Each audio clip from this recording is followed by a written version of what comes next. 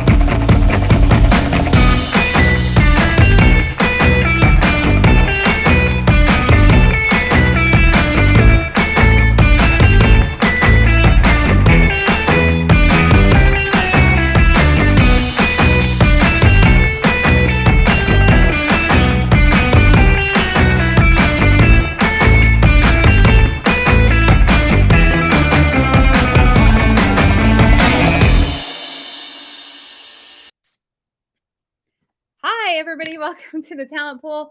And you can tell that today is a day that my amazing lives producer is not here because the moment I signed on, I fucked it up. But that is typical. And this is why I have really, really smart people to rescue me and do the complicated things. So, Chris, we miss you today. All right. So, Talent Pool, this is episode 3.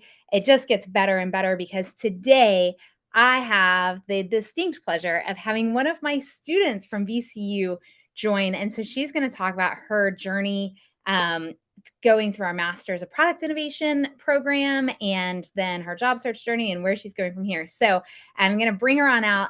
Everybody say hi to Denise. Hello. Hello. It's so weird seeing you on Zoom and not in a classroom. It kind of makes me nostalgic for the good I old know. Brings me back to the old days. I know. We need to have a get together is what we need to Yeah, for do. sure.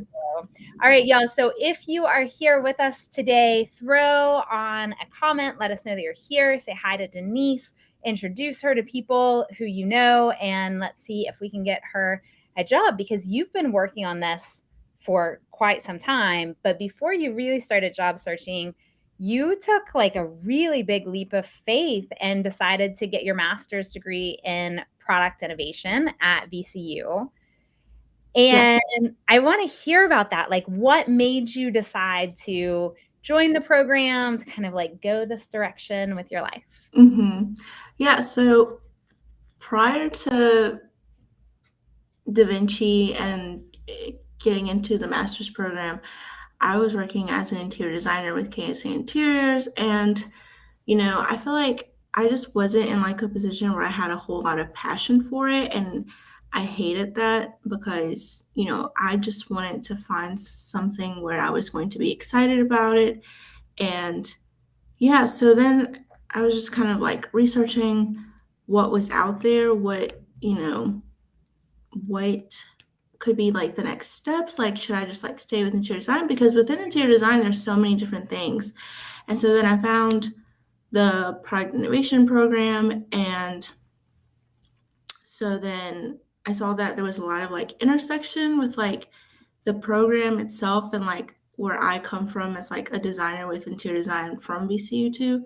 So then with that, yeah, I really like how with Da Vinci they really focus on like one like the user and just like really always emphasizing like the empathetic part of like designing for people. So I feel like with UX UI, which is definitely the like the career journey that I want to take, it definitely still focuses on like the functionality of whatever you're designing that's going to help the user. But I feel like with UX and UI, it's a lot more like user centered, whereas interior design, that still concept still applies, but it's a lot more like for everybody. And I don't know, I just feel like that's what kind of draws me more into UX UI. So that's what I've been doing. I love that. Well, and I mean, listen, I've got to watch your projects come to life. And what I love is that you bring so much of the design, the aesthetically pleasing element to everything that you design. Um, it's just like that to me is an amazing marriage.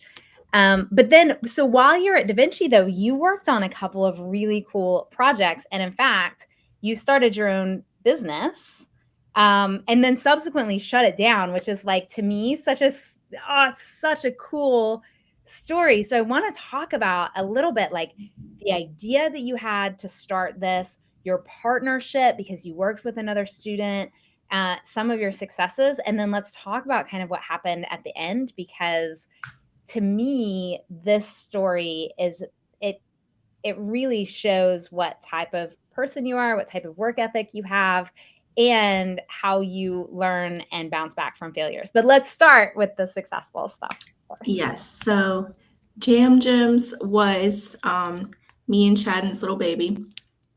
So basically, like, we were trying to think of a company that we could start that one was fun, was a fun idea. Two was something that we both like to do, or something that we were excited about, and three that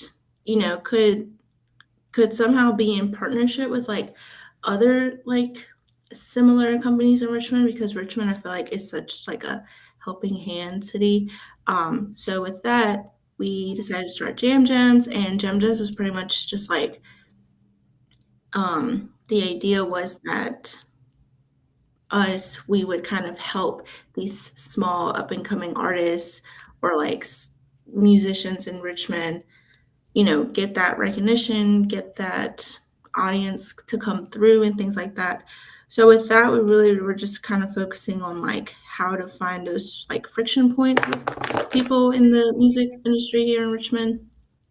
So, um, so yeah, and then I feel like we started getting a lot of like on our plate with kind of trying to partner with like other Richmond companies and like other Richmond startups here in Richmond. And so then we started to kind of like dilute our own like mission and our own idea with like trying to put on so many hats.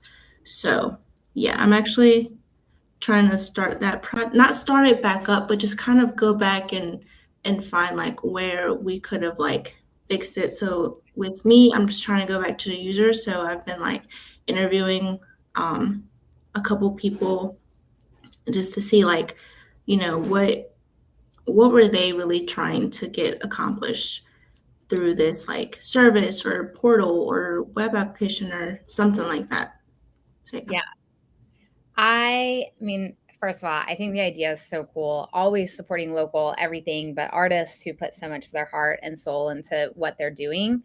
I did get to be kind of front and center and watch you all have moments where people are like, yes, we want to partner with you. And you had to decide, do we stay true to our roots and our idea, or do we branch out? And that's a really tough question for any entrepreneur, because sometimes the branching out is what takes you to the next level. Hmm. Sometimes, like you said, it dilutes what it is that you came here to do, and you end up wrapped up in all of these different projects that aren't furthering you along Hmm. your journey. And so I do think that that is something that happened. But one of my listen, y'all, like I get to listen to and watch final presentations in classes all year long. I teach summer, fall, spring. I've got all these classes, and people are like, we get to see these projects. And I think, Denise, one of my very favorite projects I've ever had was the one that you did right before you graduated in December. And that was like it was an emotionally hard thing, I think, for you to do. But could you like maybe walk us through what your thought process was and how you did it and some of the conclusions Hmm. you came to? Yeah, I feel like it was such like a tug of war project towards the end. And yeah, you're right. It was like very emotionally like I don't know, like because I was like trying to graduate and I was trying to like find an internship and like get a job and connect with people. But then I was also trying to like put time into this Jam Gems company with Shannon, and Shannon had already graduated. So I feel like Shannon was also like shout out Shannon. We love you, You know, Shadi. Also, another one of my students, y'all. I have the best students. I have the best life because I get to be surrounded by amazing people like you and Shadden. Yeah. I love Shannon. But yeah, so she was also like, in that mindset of like putting her priorities first with Mhm. like job searching, and like I was there too. So we were both like in the same level with like jam jams, but I was like, this is still a really important thing that I need to work on because I'm graduating soon and I need, like I want to be proud of what I'm presenting and things like that. And I could just feel it like slowly like burning me out and me just like not really like having that same passion I had for it back in like a year ago, like spring. Mhm. Um, so yeah, I mean, like it was just like such a like a tug of war thing. I feel like I felt guilty spending time on jam jams because I wasn't spending time like job searching and like refining those skills to like really like wedge myself somewhere. But then I was also just like, what if I could make something work with this, and I'm not putting like 110% like I would like tell myself to, because it was just always such a standard with myself, and I wasn't reaching it. So I felt guilty working on either You one. can't be doing 110% or 100% on every single thing all the time, right? Hmm. Like, no way. But if y'all think about it, so when you graduate, especially with your master's degree, the goal at the end, especially for my class as a capstone class, is to have successfully started a business. And I think, Denise, you helped us actually redefine that this year, which was to successfully learn lessons from trying to start a business. And so I think that's Hmm. why I loved it so much. So, um, like for y'all who don't know, Denise literally sat down and went through every phase of what happened with Jan Gems, where they went right, where things went wrong, hurdles that they, had to overcome, some they failed to overcome, all kinds of just amazing insights, and broke down for us why they were going to be stepping away from Jam Gems for a while, and why it didn't work. And so I just want to highlight, there are few people out there who can sit in front of a room of people and say, listen, I'm going to walk you through how I failed. And I'm going to talk to you about the lessons and do it with just the grace that you did it with. I'm in awe of you all the time. And so that's why that, and plus I love failure anyway. So like, cause we learn so much from it. And so I just love that. But now, so you're graduated as of December, Hmm. and you have your master's degree in product innovation, you have this background in interior design, and you're ready to go out into the world and find your, next dream job. So walk us through, like, what does that look like? Do you have dream companies you want to work for, or roles that you want to have, or projects you want to work on? Hmm. What's the next thing that you want to do? Because I know that you can do anything that you put your mind to, and that I'm not just saying that, y'all, because she's my It's student. true. It's It true though. really is true.